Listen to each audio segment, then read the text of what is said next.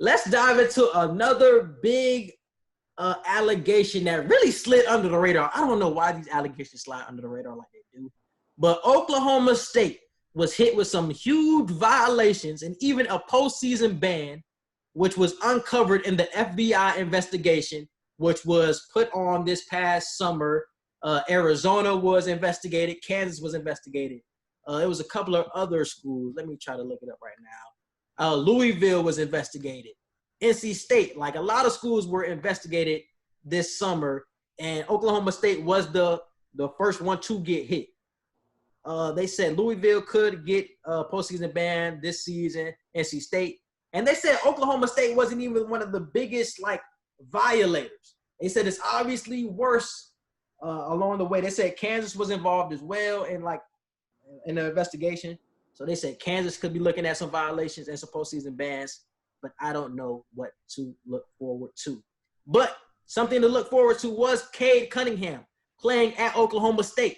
But with these postseason bans, he can go anywhere right now. He could go to the G League. He can play overseas. He can go to another school. He could just sit out, period. So what do you see for Cade Cunningham? He was the number one player from Montverde this past season. What do you see him doing? Honestly, I wouldn't be surprised if he took the G League route, especially with the way the NBA is now working with the G League for incoming players to think about taking the money aspect as opposed to the traditional one and done that they usually do when they go to college. So I can see Cunningham taking that what's called that G League deal. I don't really see him going overseas. He's either going to go to the G League or he's going to go to another school. I feel like going overseas is kind of like it played out. Yeah, I don't want to say played out, but it diminishes the amount of eyes on you unless like you're a LaMelo Ball where you already got the fame before you go, so you already have the following already. Cade Cunningham, unless you really watch, you're not really going to be checking overseas to see what he's doing. Yeah.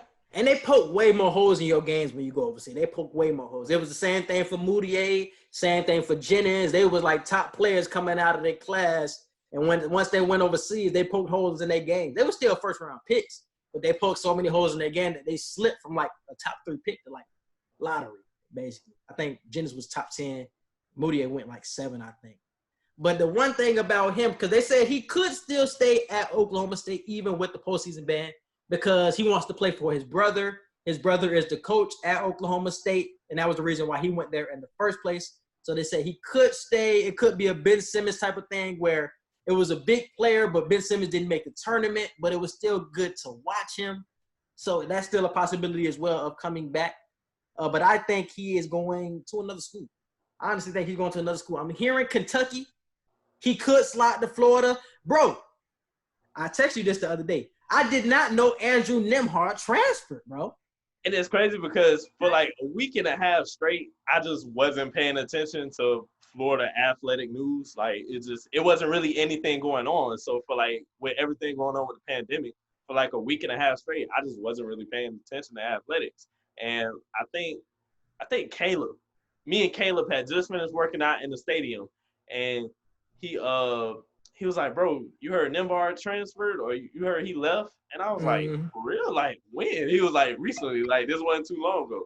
And I was like, wow, like, let me look up on that. And then that was when me and you texted, like, a day or two ago, and you was like, bro, he transferred or whatever? I was like, yeah, bro. I just found this out, like, a couple days ago.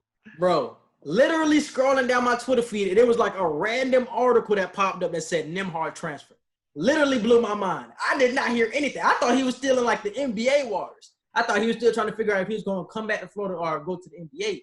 The fact that he said, I'm out of Florida completely blew my mind, bro. It blew my mind. So, Cade Cunningham, if you listen to this, slide to Florida, man. Hey, it's not wrong with sliding to Florida, man. We got to get that blue and orange in you. Get that blue and orange. Yeah, it's not wrong with Florida, man. But I'm hearing a lot of Kentucky buzz for Cade Cunningham. That'll be a good fit for him, too, though. Yeah. That'll be a good fit. That would, yeah, Kentucky always got studs. But you can't go wrong with a blue blood. Can't go wrong. Yeah, definitely. And also, so I just want to go over what the allegations include for Oklahoma State. So I obviously said they have a postseason ban for this season. They have a reduction of scholarships. So I think they lose 3 scholarships per season. So the next 3 seasons, they don't have 3 scholarships. And this is a 3-year probation. So it's going to be like this. And there's a couple of more details I'm not going to dive into. They weren't that big of allegations or punishments for it. But those were the big ones, the 3 years of probation, reduction of scholarships, and a postseason ban. So, Edgar, what do you expect? Do you think other schools will get implicated? Do you think other schools will get violated? I think Arizona has been a school that has slipped under the radar a lot. They've always been alleged of doing things, but have never had a postseason ban or anything like that. So do you see allegations, violations coming up? I really, like you just said, like you don't really hear much about Arizona when it comes to stuff like this. And this isn't the first time that their name has also been brought up in certain situations. I think it's just because they've never been the main school or the first school to get caught or anything like that. So it's kind of like whoever get caught first, you get the spotlight, you get the worst punishment. And then if we have room for more punishment to trickle down to the other schools, then it'll happen. Arizona has always just been kind of like, okay, we kind of got caught too, but they got caught first. So, and we're not as bad in the waters as them. So maybe they'll overlook us, you know. So I feel like that's what it is. I have to read more into it to see how much more punishment the NCAA is going to rule out. But the amount of money from Oklahoma that Oklahoma State got like in trouble with, I feel like it's worth the ban and the probationary period and everything like that. Because in the article I'm reading on ESPN, it says the penalties are the result of a level 1 violation involving head coach Lamont Evans, who was sentenced in June 2019 to 3 months in prison for accepting between $18,150 and $22,000 in bribes to steer players from South Carolina and Oklahoma State to certain agents and financial advisors. Exactly. So, like that amount of money, yeah, it's definitely worth probation and all that stuff. So. And that's the funny thing, because Oklahoma isn't even a big school that you really hear about like that in like the March Madnesses or even throughout the season, especially since Marcus Smart left. I haven't really heard about Oklahoma State since then. So it's like if Oklahoma State is getting implicated, you already know everybody else is doing some grimy shit. If Oklahoma State, it's like Kansas, we know Kansas paying. We know UNC paying. They already had allegations before. And it's just like, all right, now we just going to let the big schools slip by while the Oklahoma States get punished? Like, what are we doing here? Because it's really looking like you punishing the small people while the big ones really get away with it at this point. So I'm really trying to figure out what are we doing. And I want to read this little excerpt of an article real quick. So they said, pending an appeal, Oklahoma State won't be eligible for the 2021 NCAA tournament, and they may not be alone. In addition of the University of Louisville, South Carolina also received a level 1 violation, and North Carolina State has received 2 violations, and Kansas has them all beat with a whopping 5.